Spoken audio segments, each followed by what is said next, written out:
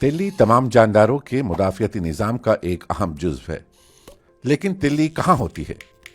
اعضاء کے درمیان تلی کو تلاش کرنا تھوڑا مشکل ہے۔ یہ پیٹ کے بائیں کونے پر نچلی پسلیوں، جگر، معدے اور گردوں کے درمیان واقع ہوتی ہے۔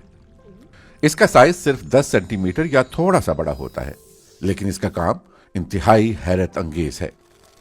یہ غذائی اجزاء اور میسنجر مادوں کے ساتھ ساتھ ویسٹ پروڈکٹس کو ٹھکانے لگانے کے علاوہ خون کے پرانے خلیات، پیتھوجنز اور ٹیومر کے سیلز کو گردش خون سے نکالتی ہے۔